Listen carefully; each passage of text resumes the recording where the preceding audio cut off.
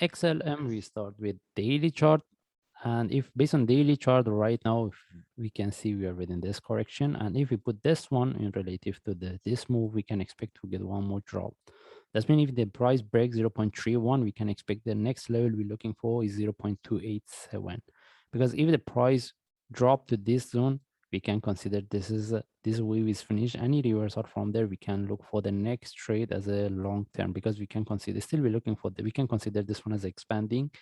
And since we know most of the chart, they have a similar movement. Anyway, we move to forward chart.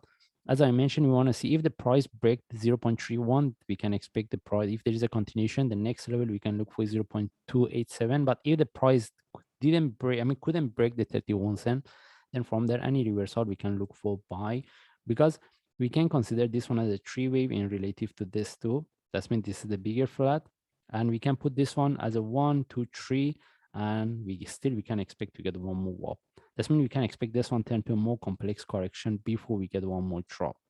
That's why if the price couldn't break 31 cent, any reversal, we can take the trade within this range. That's when we can look for buy as a short-term trade within the correction, because in the bigger picture, we need to see the breakout of this correction, either at the top or low, okay, before we get the reversal. But the best thing is if the price can break the 31, then from there we look for the reversal, because it can give, as I mentioned, it can give us better opportunity to look for buy.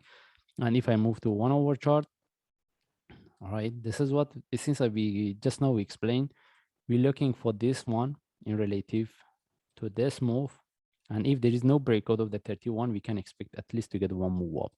And even based on 1 hour chart, if you want to look at the chart, we can consider this one as a running flat.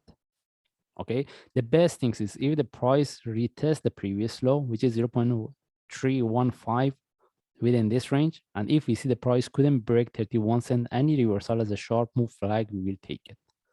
That means if we get any reversal as a sharp move flag, we take it and we put our target as a 0.34. Okay, by the way, right now we don't see any trade setup to look for buy. The best things is at least the price retest the previous low.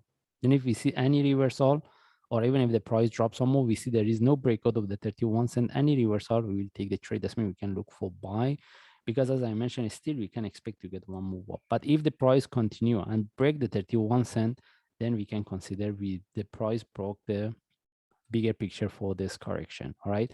How about if the price reverse from here without the retesting 0.315? In that case, if we want to look for trade, at least we can put our entry above the stop. Having entry above this, I won't suggest it, because simply the price can take and drop. Either we put our entry above the stop, and with the breakout of the stop, that means we put our entry at 0.328, and since the price tags 0.333, then we move our stop loss to break even. But for me, I prefer the price retest 0.315. At least we conform with this flat as a 1, 2, 3. Then from there, for sure, we can expect for the divergence. Then any reversal from there, we take the trade. Okay, because we want the price drop to this zone, which is somewhere between 0.315 following by 0.31. Because we want to see the confirmation that the price cannot break 0.31. Okay, actually the actual price within this zone is 0.314. We want to see whether the price can break 0.314 or not. That's why we just make it very simple. We put that as 0.31.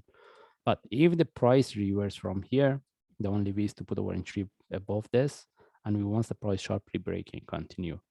Anyway, we just follow the chart. If I see any update, I will share. Thanks.